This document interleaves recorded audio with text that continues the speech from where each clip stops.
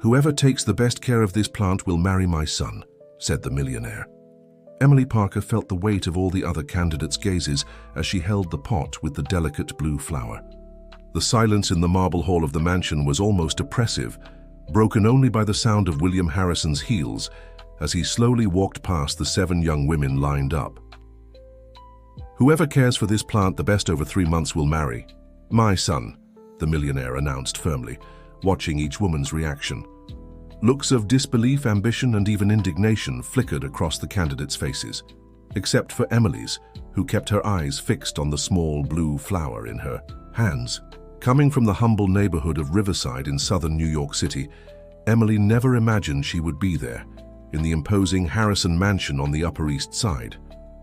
The daughter of Mr. Thomas, a gardener who had dedicated 30 years of his life to the estate's gardens, she had grown up among plants, learning every secret her father had patiently and lovingly passed down. "Any questions before you leave?"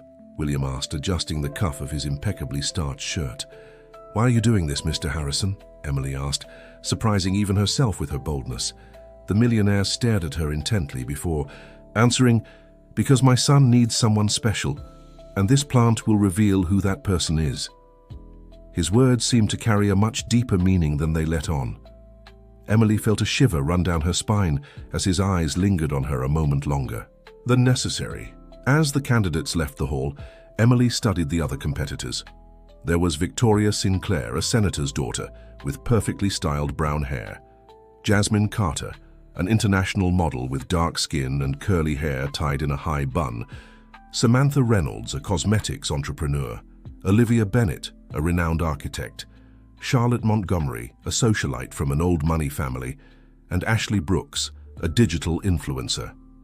They all wore elegant light-colored outfits, as if they had been informed of some dress code beforehand.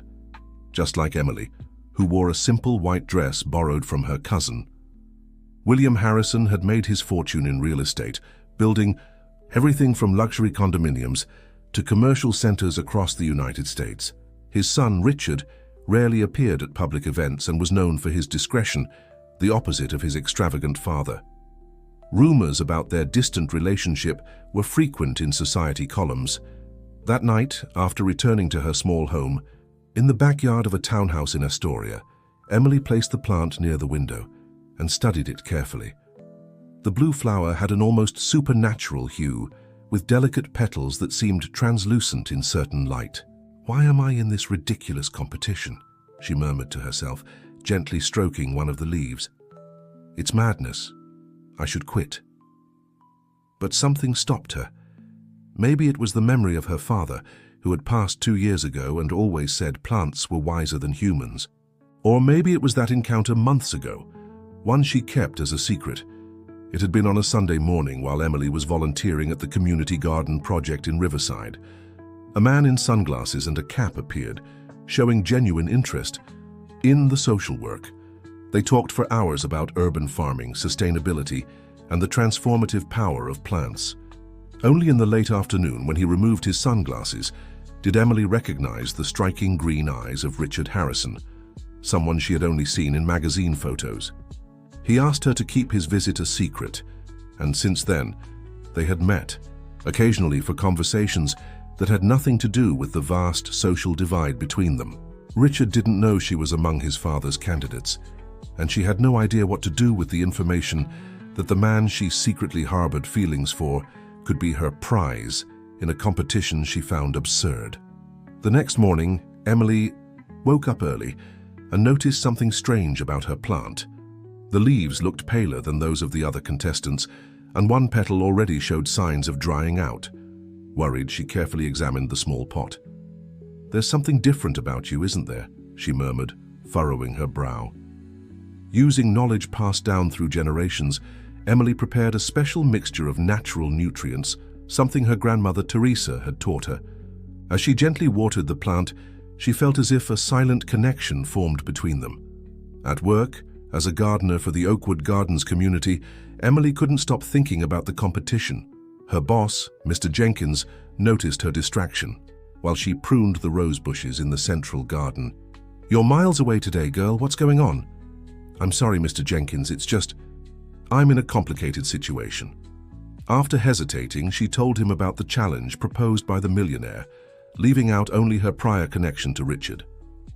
"That sounds mighty strange," the grey-haired man remarked, scratching his stubble. "William Harrison has always been eccentric, but this is too much even for him. Be careful, girl. You know him. Anyone who works in gardening in New York City knows the Harrisons. The gardens of that mansion have won awards. They say his late wife was obsessed with rare flowers." That piece of information piqued Emily's curiosity even more. That night, she researched the late Catherine Harrison and discovered she had been a renowned botanist, specializing in rare species with medicinal properties.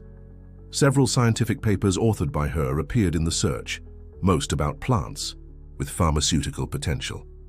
A week after the challenge began, William Harrison summoned all the candidates to a formal dinner.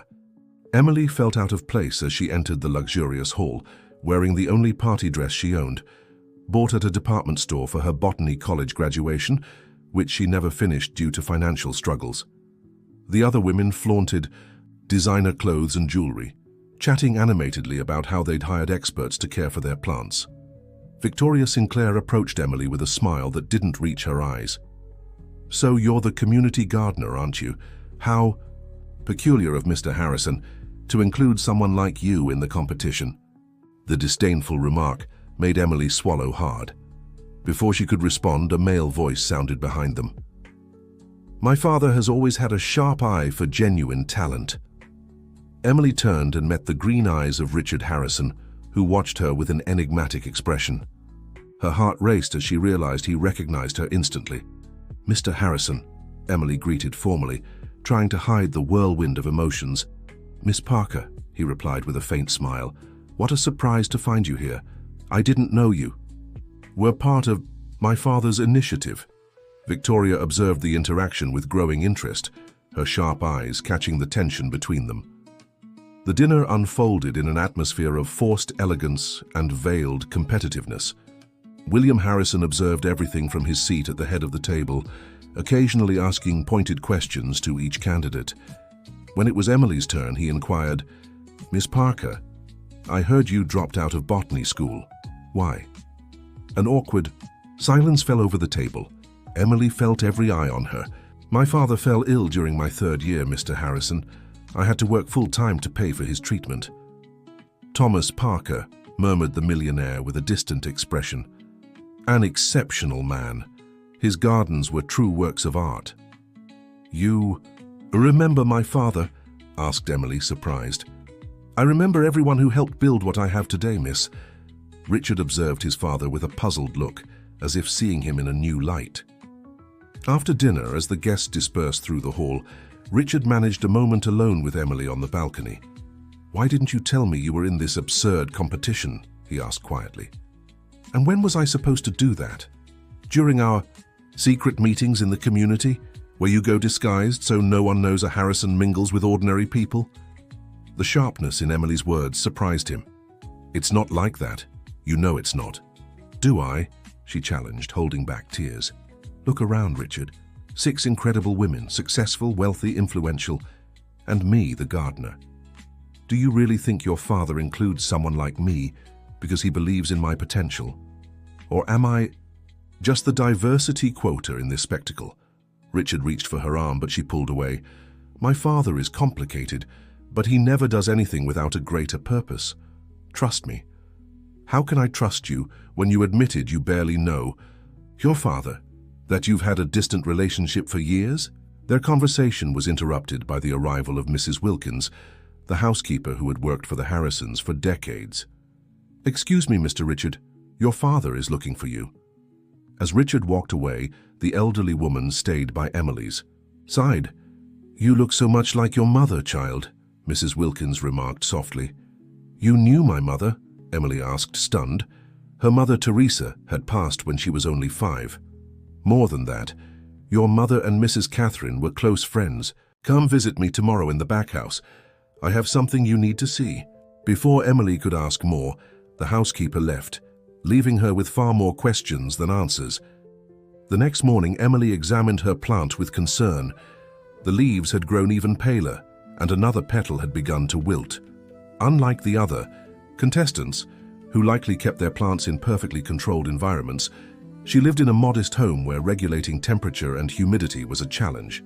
Determined not to give up, she prepared a new nutrient mix, this time adding a few drops of an herbal infusion her grandmother used to heal sad plants, as she called it. "Come on, little one.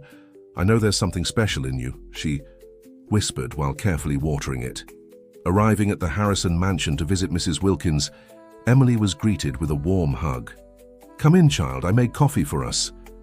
The housekeeper's home, though located at the back of the estate, was cozy and welcoming, filled with plants and old photographs. After serving coffee in fine porcelain cups, Mrs. Wilkins pulled a dusty box from a cabinet. "Your mother left this with me before she left. She asked me to give it to you when the time was right. I think that time has come." Inside the box was a leather-bound blue journal with Teresa Parker engraved on the cover and a yellowed envelope. "My mother didn't die in an accident?" Emily asked, confused. Mrs. Wilkins' eyes filled with compassion. "Your father thought it best to tell you that version. The truth is, your mother suffered from a rare condition. Before she left for experimental treatment abroad, she left these things for you." With trembling hands, Emily opened the envelope and found a photograph of her mother smiling beside an elegant woman in a greenhouse full of blue flowers. "Is this Catherine Harrison?" she asked, pointing to the unfamiliar woman. "Yes. They work together on research about the medicinal properties of that blue flower you're growing now. It's a rare species, discovered during an expedition to the Amazon rainforest. They believed it contained compounds that could treat rare heart conditions." Emily felt as if the ground had vanished beneath her feet. "So this competition, does it have something to do with their research? William never revealed his true intentions to me, but I've known that man for 40 years. I know nothing he does is by chance." Dear listener, if you're enjoying the story, don't forget to like and especially subscribe to the channel. It helps us newcomers a lot.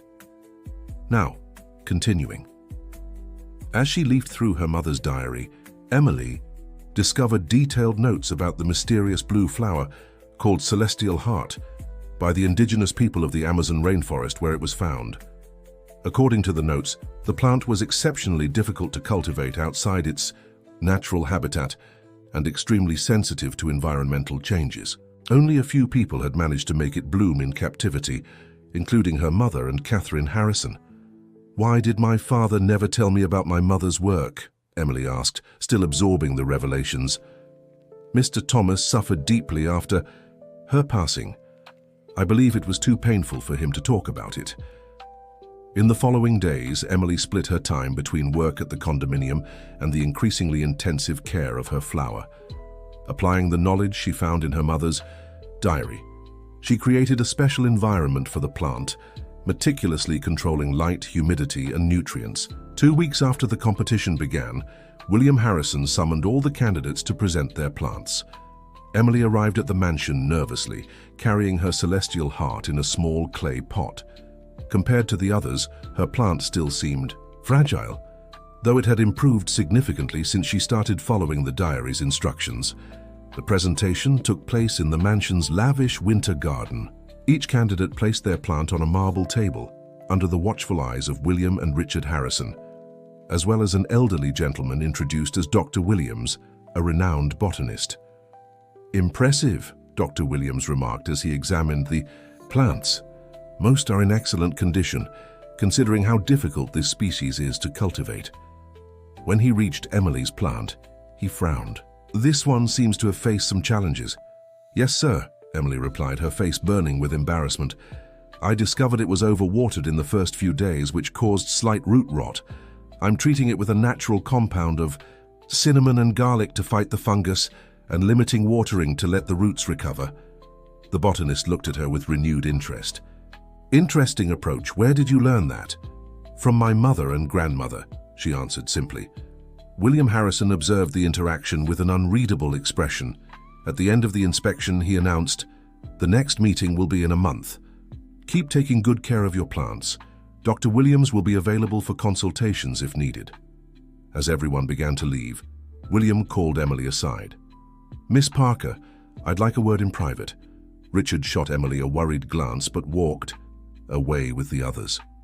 Alone with the millionaire in his office, Emily felt intimidated by the grandeur of the room, its walls lined with books and certificates. "I noticed your plant is struggling," he began, sitting behind a massive dark wood desk.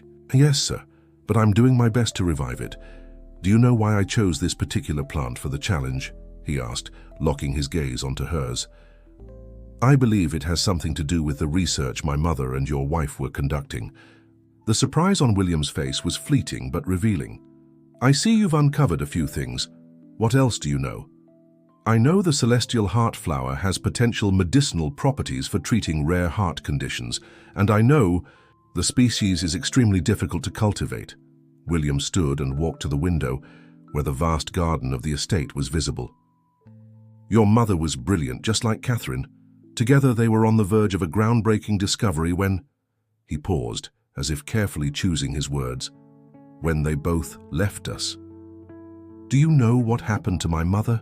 Emily asked, her heart racing. "She went to Switzerland, where there was a specialized center for her condition. We lost contact after that. I tried to locate Teresa for years, with no success." Emily felt tears welling in her eyes. "Why are you holding this competition, Mr. Harrison? What are you really hoping to find?" The millionaire sat back down, interlacing his fingers on the desk. "Someone with your mother's and Catherine's gift. Someone who can continue their work." "And the marriage to your son?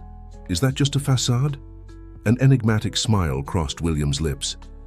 "Richard needs someone special in his life, someone who truly understands him. As for the scientific work, that's a bonus."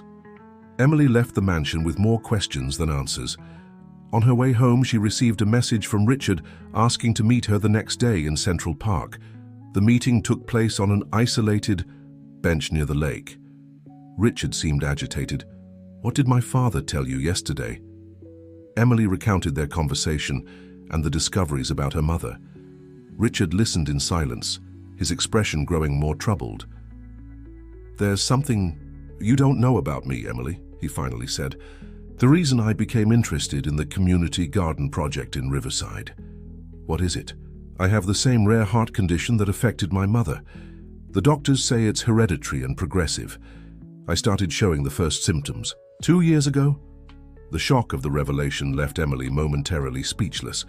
"That's why my father is so obsessed with reviving the research," Richard continued.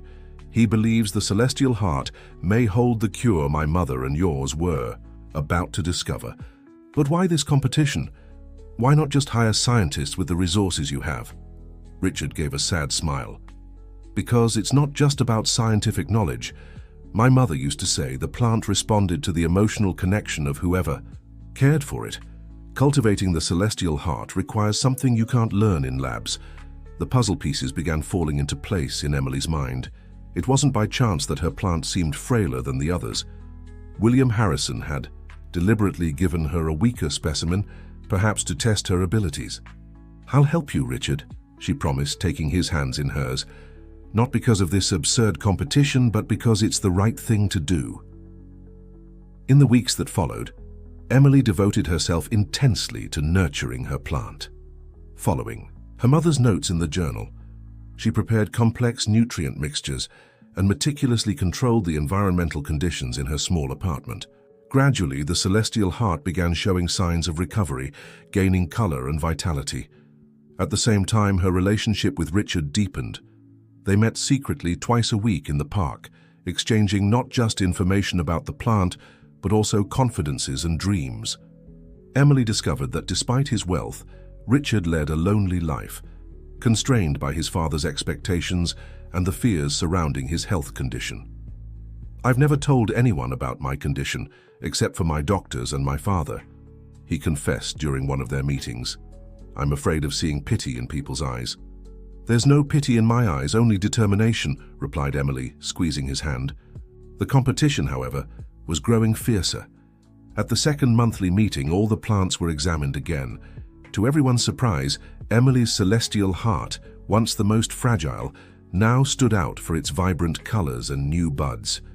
"Extraordinary," remarked Dr. Williams as he inspected the plant. "What did you do to achieve these results, Miss Parker?" Before Emily could answer, Victoria Sinclair interrupted.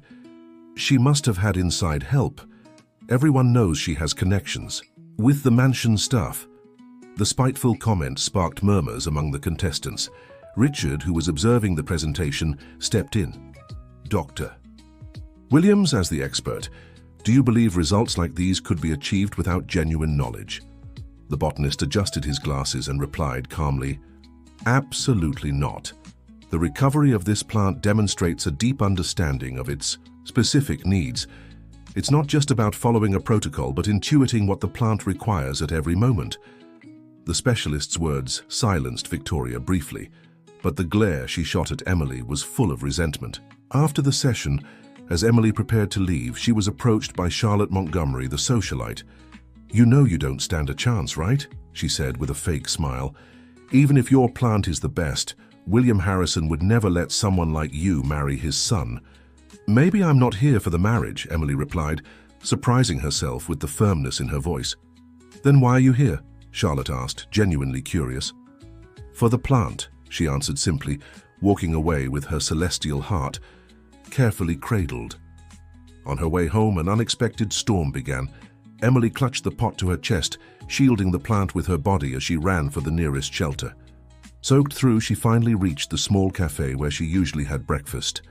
"My goodness, Emily, you're drenched," exclaimed Mrs. Wilkins, the owner.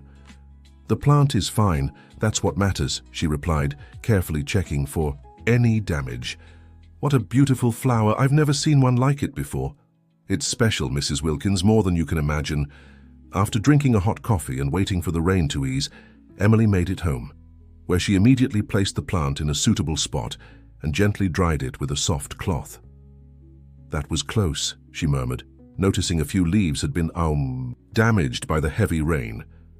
That night, as she applied an emergency treatment to the celestial heart, Emily heard a knock at her door. When she opened it, she found Richard completely drenched.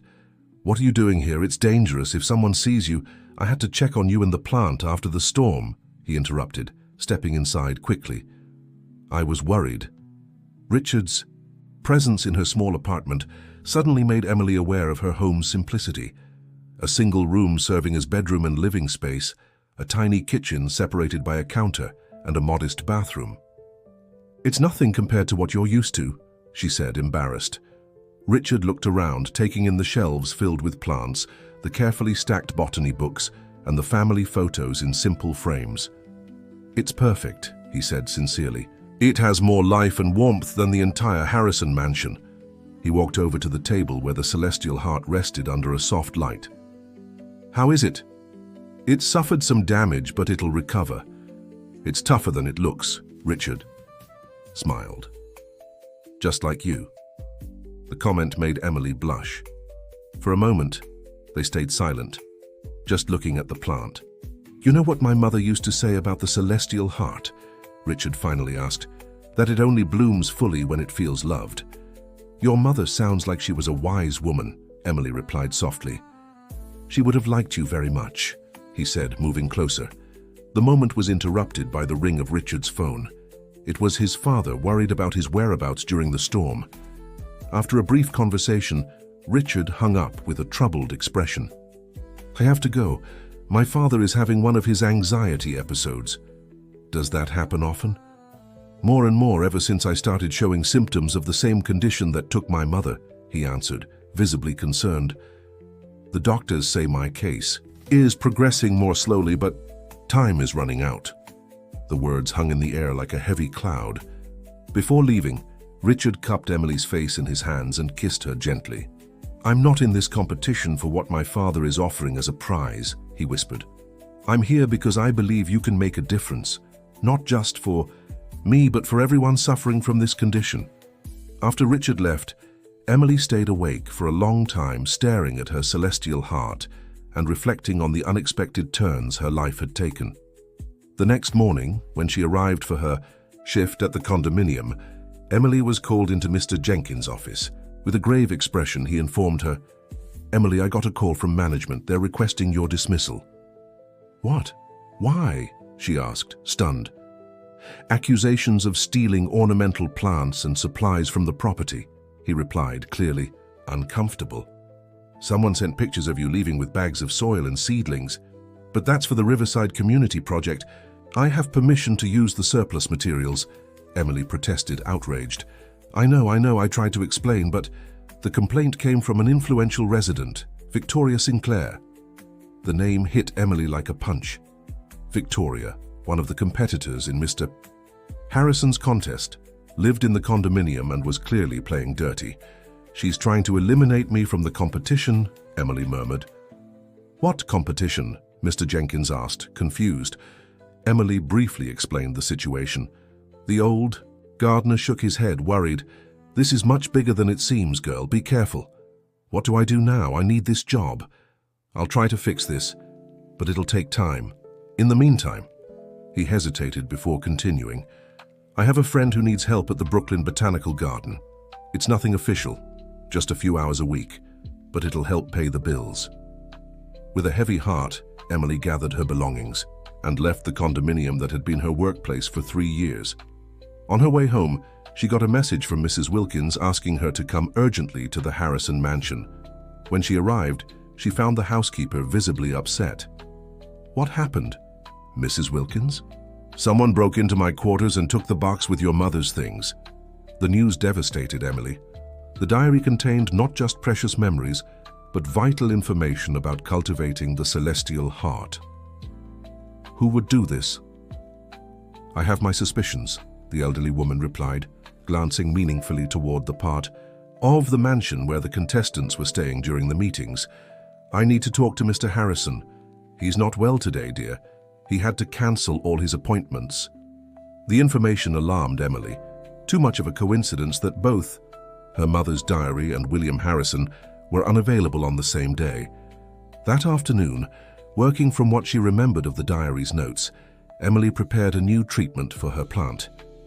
The celestial heart, despite the damage from the storm, showed impressive signs of recovery. New buds had formed, promising an exceptional bloom. As she tended to the plant, Emily received another message, this time from Richard. My father's condition worsened. He's in the hospital. Don't tell anyone. Worried, Emily tried calling him, but the call went to voicemail. Anxious, she decided to go in person to Mercy Medical Center, where the Harrison family traditionally received treatment. When she arrived, she identified herself at the reception as a family friend. To her surprise, she was allowed upstairs. In the hallway of the private wing, she found Richard sitting alone, his expression devastated. How is he? Emily asked, sitting beside him. Stable for now. He had a more severe episode than usual. The doctors are concerned. And you, how are you feeling? Richard ran a hand through his hair in frustration. Physically fine, for now. Emotionally, he left the sentence hanging. You know what's most ironic? All this competition, all this performance, and there might not be enough time. Don't say that, Emily said firmly, gripping his hand. We'll find a way. They sat in silence for a few minutes, simply sharing the comfort of each other's presence. There's something I need to tell you, Emily finally said. My mother's diary was stolen from Mrs. Wilkins' quarters. Richard straightened, alarmed. Who would do that? I suspect Victoria. She already tried to sabotage me by getting me fired. What? Indignation was clear in Richard's voice. She filed a false complaint at the building where I work. Richard clenched his fists, visibly angry. This has gone too far. I'll talk to my father as soon as he's better. Don't worry about that now. The focus should be on his recovery. Dear listener, if you're enjoying the story, please take a moment to like and especially subscribe to the channel. It helps us a lot as we're just starting out. Now continuing. As Emily prepared to leave, a nurse stepped out of William's room. Mr. Richard, your father is awake and asking to see Miss Parker. Surprised, Emily exchanged a confused glance with Richard before following the nurse into the room. William Harrison lay pale against the white pillows, surrounded by monitors tracking his vitals, but his eyes held the same intensity as always. Come closer, Miss Parker, he said weakly. Emily obeyed, sitting in the chair beside the bed. "How is your plant?" he asked, surprising her with the seemingly trivial concern amid his condition. "Recovering well, sir. You know why I gave you the weakest specimen, don't you?" The confirmation of her suspicion made Emily hold her breath.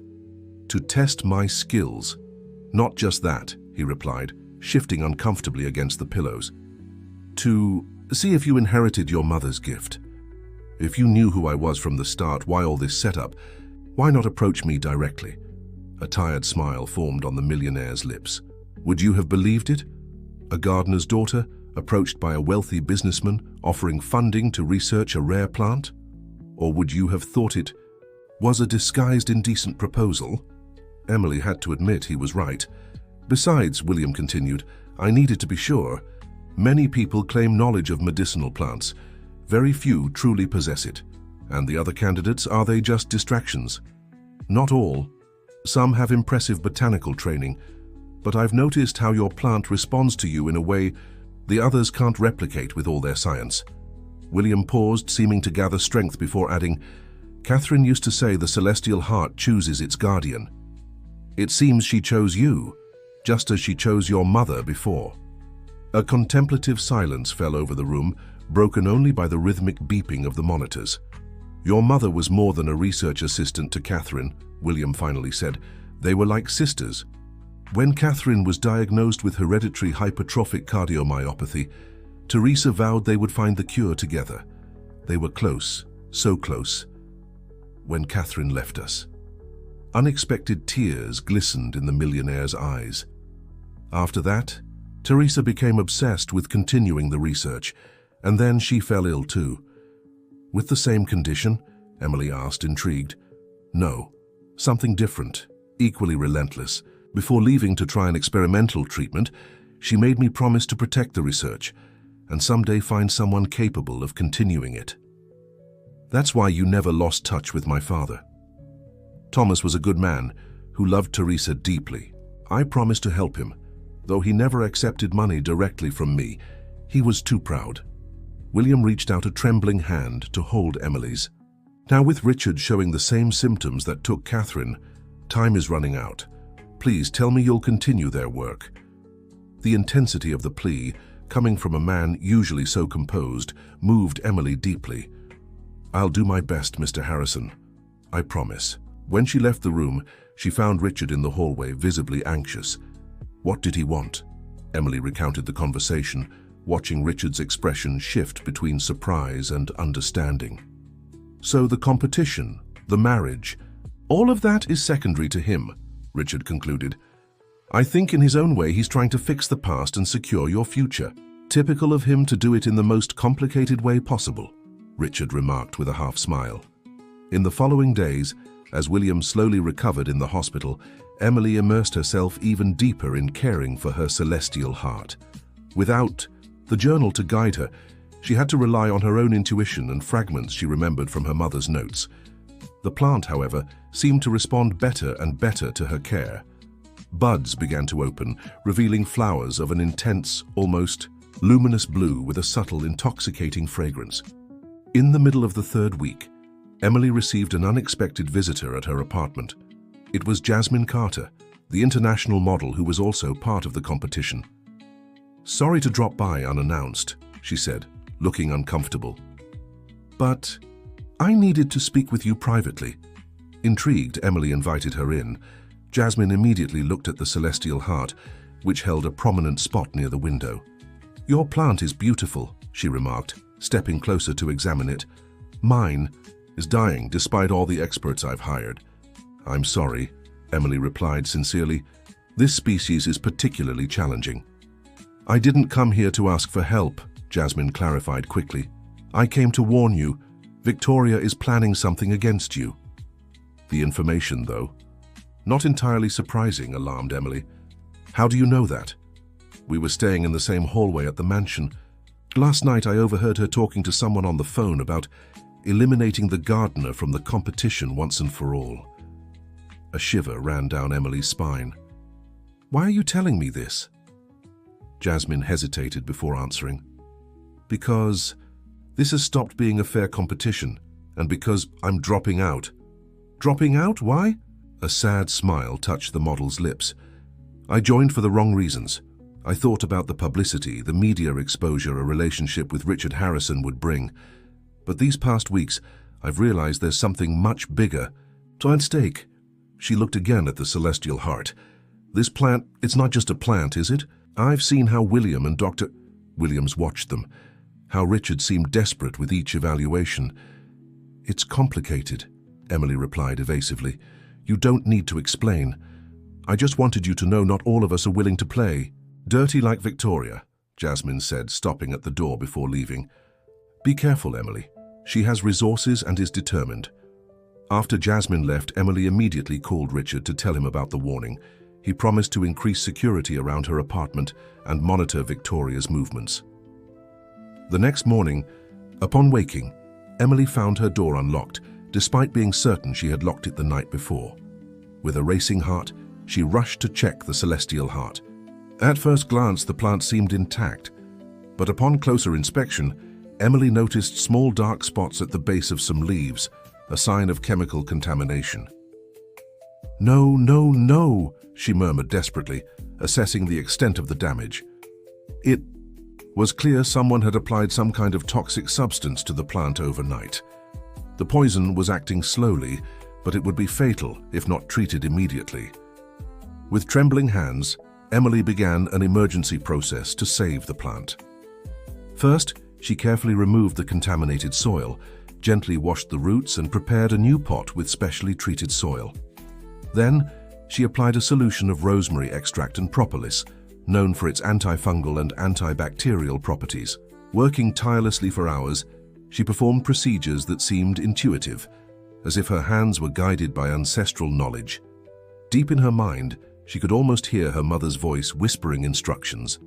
By the end of the day, exhausted, but determined, Emily had done everything in her power. Now all she could do was wait and hope her intervention had been quick enough. When Richard arrived, alarmed by the message she had sent, he found her sitting on the floor beside the plant, with dark circles under her eyes and a devastated expression. "What happened?" he asked, kneeling beside her. Emily explained the break-in and the attempted poisoning of the plant. "How is she now?" "Fighting," Emily replied, gently touching one of the leaves. "Just like us." Richard hugged her, letting her finally release the tears she had been holding back. "We'll get through this," he promised. Together. In the following days, Emily barely left the house, monitoring every small change in the celestial heart. Richard brought advanced monitoring equipment from the hospital, allowing her to track the plant's hydration levels and cellular activity. Slowly, almost imperceptibly, the celestial heart began showing signs of recovery. The dark spots stopped spreading, and the leaves regained some of their original shine. A week after the incident, when the plant finally seemed stable, Emily received a visit from Mrs. Wilkins. "I found this hidden in the abandoned greenhouse at the mansion," the housekeeper said, handing her her mother's stolen diary. "How did you get it?" "I know every corner of that house better than its owners," the older woman replied with a sly smile. "And I saw Victoria leaving the greenhouse several times lately, always looking suspicious." Flipping through the recovered diary, Emily noticed several pages had been torn out. She destroyed part of the notes, probably the most important ones about cultivating the plant. Mrs. Wilkins agreed, concerned. "But there's something else you need to know. William was discharged today and has called all the candidates for the final presentation tomorrow." The news alarmed Emily. Her plant, though recovering, was still far from its ideal state. "It's too soon. The plant needs more time." "There is no more time, child," Mrs. Wilkins replied gravely. "William's condition has worsened, and the doctors don't know how much longer he can wait." That night, while reviewing what remained of her mother's diary, Emily found a note she had overlooked before. The true strength of the celestial heart lies not in its external perfection, but in the resilience of its internal system. Her plant that has overcome adversity contains higher concentrations of the active compound. The discovery brought a new perspective. Perhaps the poisoning, instead of ruining its chances, might have inadvertently intensified the plant's medicinal properties. It was a risky theory, but it gave her hope. The next morning, Emily carefully prepared her celestial heart for transport to the Harrison mansion. The plant, though smaller and less vibrant than before the poisoning, displayed a pair of fully bloomed flowers, their blue so intense it seemed almost supernatural. Upon arriving at the mansion, she was led to the solarium, where William, visibly weakened but determined, waited seated in an armchair. Richard stood by his side along with Dr. Williams, and to Emily's surprise, a full medical team. The other candidates were already present, each with their plant. Jasmine Carter had indeed withdrawn, reducing the number to 5. As expected, Victoria's plant was the most visually impressive, with multiple open flowers and lush foliage. "Ladies," William began, his voice weaker than usual but still commanding respect. "We've reached the end of our journey together. Today, Dr. Williams will evaluate each plant and determine which demonstrates the best condition." The renowned botanist began his meticulous inspection. When he reached Emily's plant, he furrowed his brow. "This plant has suffered recent damage," he remarked. "Yes, sir," Emily confirmed. "There was an attempted poisoning." The comment caused murmurs among the candidates. Victoria visibly paled. "Do you have proof of this serious accusation?" William asked. "I do, sir," Emily replied, handing him an envelope. "I installed a small camera in my apartment after receiving a warning that something might happen." William examined the printed photos, which clearly showed Victoria entering Emily's apartment at night and applying something to the plant. "Miss Sinclair, what do you have to say for yourself?" he asked, unable to hide his disappointment. Victoria opened her mouth to respond, but only stammered out incoherent excuses before rushing out of the room, effectively eliminating herself from the competition. Dr. Williams continued his evaluation, lingering especially over Emily's plant. "Fascinating," he murmured, examining the flowers with a special magnifying glass. "Despite the damage, this plant shows the highest concentration of anthraquinones I've ever seen in this species." "What does that mean?" Richard asked, leaning forward anxiously. "It means this plant, though less visually impressive, likely contains the highest concentration of the medicinal compounds we've been seeking." The explanation was met with confused expressions from the remaining candidates, who clearly didn't understand the true nature of the competition. William rose with difficulty from his armchair. "Ladies, I sincerely thank you for your participation. Each of you will receive generous financial compensation for your time. However, I must be honest, this competition was never truly about an arranged marriage." The revelations that followed left the candidates stunned. William briefly explained Catherine and Teresa's research, the hereditary condition affecting his family, and the true reason for the challenge. "Miss Parker has demonstrated not only technical skill, but a connection with the plant that is exactly what we were looking for," he concluded. "If my son wishes to court her properly after this, that will be entirely their decision." After the other contestants left, William, Richard, Dr. Williams, and the medical team gathered with Emily to discuss the next steps. "We need to extract and analyze the compounds immediately," explained Dr. Williams. "If the theory is correct, we could synthesize an experimental treatment in a matter of days." "Would that mean sacrificing the plant?" asked Emily, concerned. "Unfortunately, yes," confirmed the botanist. "But with the cultivation knowledge you've demonstrated, we can grow more from its seeds." Emily looked at the celestial heart, which had become so much more than just a plant to her. It was her connection to the mother she barely knew, the symbol of a transformative journey, and possibly the salvation for Richard and others suffering from the same condition. "Do what's necessary," she finally said, handing the plant to Dr. Williams. In the weeks that followed, Emily worked tirelessly alongside the scientific team assembled by William. Her intuitive knowledge of the celestial heart, combined with the researchers' expertise and the recovered notes from her mother and Catherine, led to significant breakthroughs. The extract from the original plant was processed and refined, resulting in an experimental medication that, in preliminary tests, showed promise in treating hypertrophic cardiomyopathy. Meanwhile, Emily dedicated herself to cultivating new seedlings from the original plant's seeds. In the restored greenhouse of the Harrison mansion, dozens of small celestial hearts began to bloom under her attentive care. Dear listener, if you're enjoying the story, don't forget to like and especially subscribe to the channel. It helps us a lot as we're just starting out. Now back to the story. 3 months after the competition ended, Richard became the first patient to receive the experimental treatment. The response was slow but steady. His tests began showing reduced cardiac hypertrophy and improved ventricular function.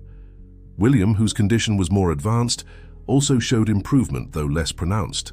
Hope, which had seemed to abandon the Harrison family for so long, had finally returned. On a sunny afternoon, as Emily worked in the greenhouse, she was surprised by a visit from William, who walked with the aid of a cane but looked stronger than in previous months. "The plants are magnificent," he remarked, observing the dozens of celestial hearts at different stages of growth. "Catherine would be proud. And so would my mother," Emily added with a serene smile. "I have something for you," William said, handing her an envelope. "I found it among Catherine's old belongings." Inside was a photograph faded by time. It showed 4 people smiling in front of a greenhouse. Catherine and Teresa in the center, flanked by William and Thomas, all looking young and full of hope. "We were 2 couples of friends with ambitious dreams," William explained, nostalgically.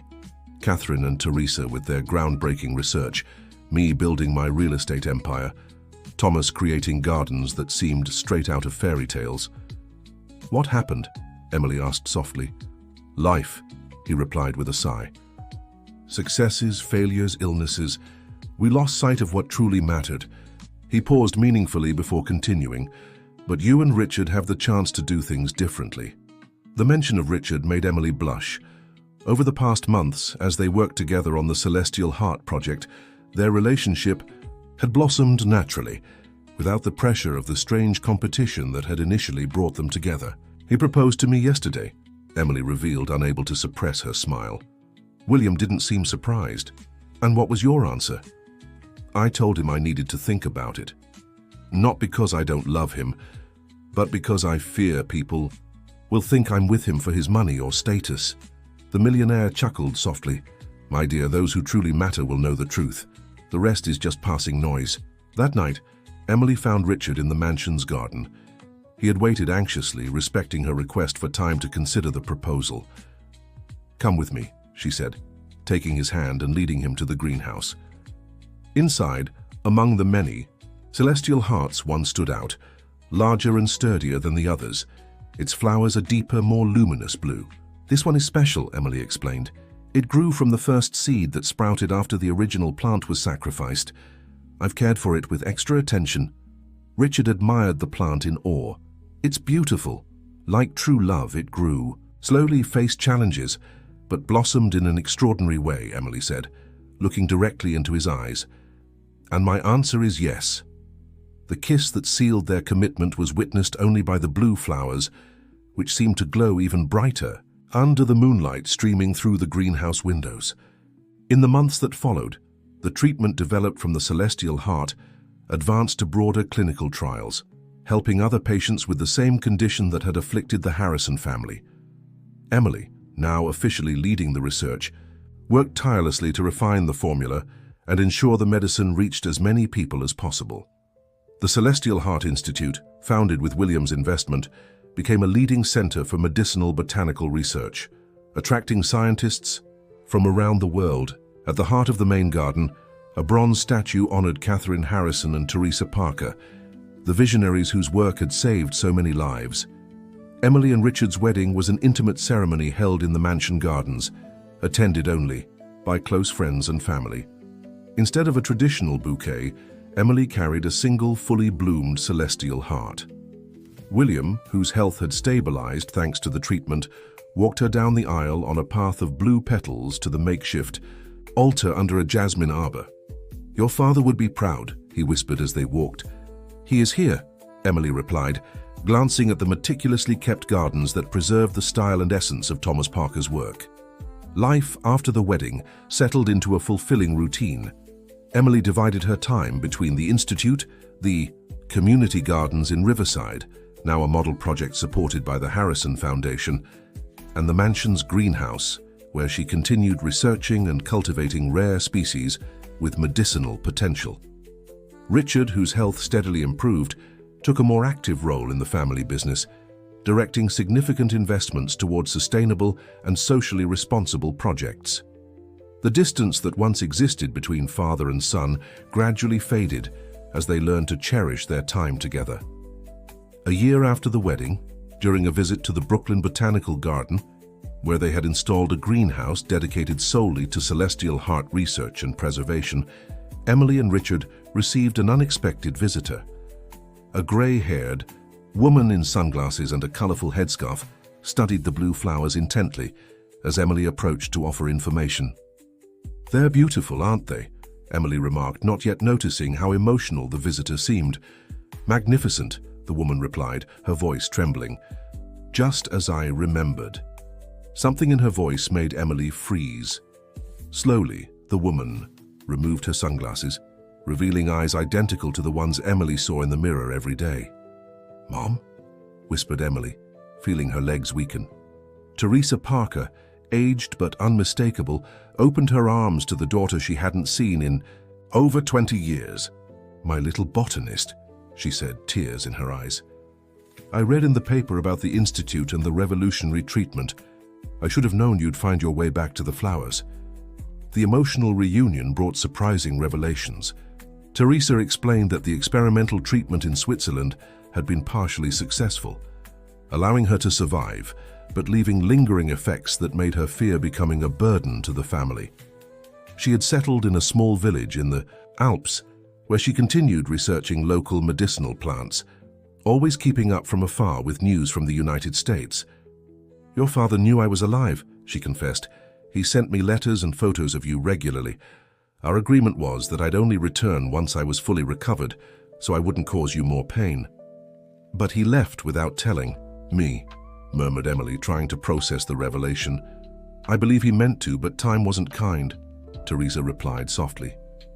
"I found his last unsent letters when I returned to the United States. He always believed you'd finish the work Catherine and I started." Teresa's reintegration into Emily's life and the Institute's research team brought new energy to the project. Her decades of accumulated knowledge about medicinal plants around the world perfectly complemented the discoveries made by the American team. William, upon meeting Teresa for the first time in so many years, couldn't hold back his tears. "The circle is finally complete," he said, holding his old friend's hands. "Catherine would be so happy." 6 months after Teresa's return, the treatment derived from celestial heart received regulatory approval for widespread use, making it accessible to patients across the United States. The Harrison Foundation ensured the medicine reached even those without financial means, fulfilling Emily's promise that the discovery would benefit everyone, not just the privileged. On a sunny Sunday morning, the family gathered for breakfast in the mansion's garden. William, no longer needing his cane, chatted animatedly with Teresa about a new orchid species she had brought from the Alps. Richard and Emily, holding hands, watched the scene with serene smiles. "Who could have imagined such a strange competition would bring us here?" Richard remarked, gently kissing his wife's hand. "The plants always know the way," Emily replied, quoting a phrase both her mother and father often repeated. "You just have to trust them and listen to what they have to say." At the center of the table, as the main decorative piece, a fully bloomed celestial heart seemed to glow under the sunlight, its vibrant blue petals reminding everyone that miracles arise in the most unexpected places, and that love, like the rarest flowers, thrives best when nurtured with patience, care, and genuine devotion. The end. Dear reader, if this journey touched your heart, leave your like and subscribe to the channel for more stories that bloom like the celestial heart. With patience, love, and triumph, tell us in the comments, would you take the Millionaire's Challenge?